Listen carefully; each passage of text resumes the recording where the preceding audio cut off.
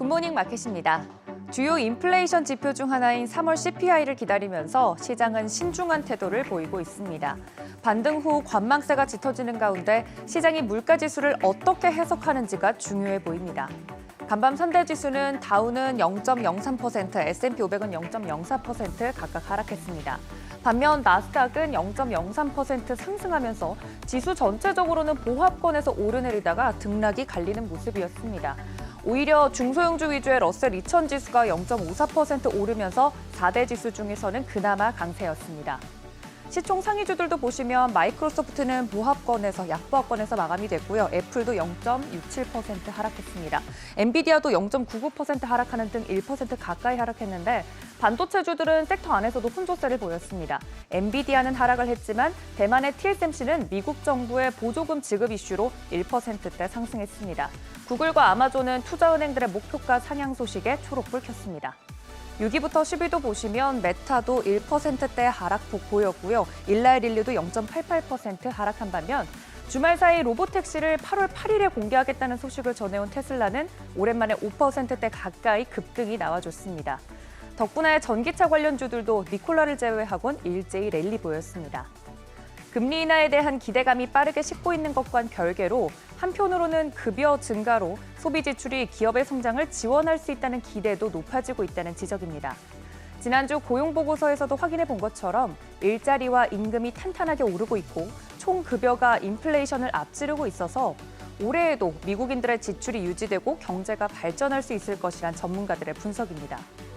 탄탄한 고용과 소비가 뒷받침되어주는 가운데 시장이 2분기에도 힘을 내어주려면 기다리고 있는 CPI나 PPI 등 주요 물가지수들이 추세적으로 하락하고 있는 결과가 나와줘야 합니다.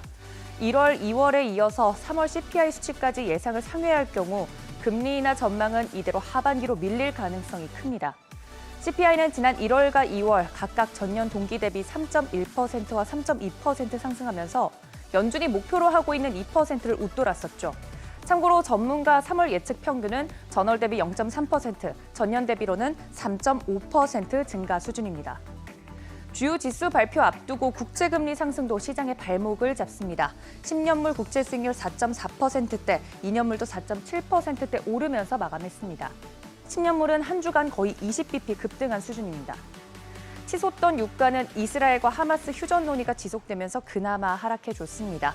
WTI 기준으로 배럴당 86달러 선에, 브렌트유도 배럴당 90달러 선에 하락하면서 거래 마쳤습니다. 이번 주부터 시작되는 기업들의 실적도 시장의 관심사죠. 오는 12일 JP모건 체이스, 시티그룹, 웰스파고가 1분기 실적을 발표할 예정입니다. 월가에서는 지난 주말을 기준으로 S&P 500 기업들의 전년 대비 이익 증가율이 5%대를 기록할 것으로 전망하고 있습니다. 연초만 해도 7.2% 정도로 이익 증가율을 기대했는데 그보다는 다소 낮아진 수준입니다. 기업들의 실적에 따라서 개별 종목들의 변동성이 커질 가능성이 있어서 실적도 챙겨보셔야겠습니다. JP모건 체이스 이야기가 나왔으니 제이미 다이먼 JP모건 회장의 코멘트도 살펴보겠습니다. 미국 경제의 연착륙 확률을 70에서 80% 정도로 보고 있지만 실제 그 확률이 훨씬 낮을 것이라고 본다면서 경기 침체에 대한 가능성을 배제해서는 안 된다고 또 경고했습니다. 그러면서 추가로 짚어볼 부분이 바로 AI 부분인데요. 인공지능이 사회에 막대한 영향을 미칠 것이라면서 JP모건도 AI 전문가를 대량 고용했고 데이터 센터를 구축했다고 언급했습니다. 시장에 대해선 늘 비관론을 고수하지만 AI에서만큼은 긍정적인 평가를 한 부분이 인상적입니다. 금리 인하 시점과 관련해서 울고 웃는 종목들에 대해서는 피로감이 심해질 수 있겠습니다. 더불어 실적 시즌이 시작되는 만큼 과연 1분기에 이어 2분기에도 이 AI 관련주들의 어닝 서프라이즈가 시장을 끌어올려 줄지 관전 포인트로 삼고 보시면 좋겠습니다. 굿모닝 마켓이었습니다.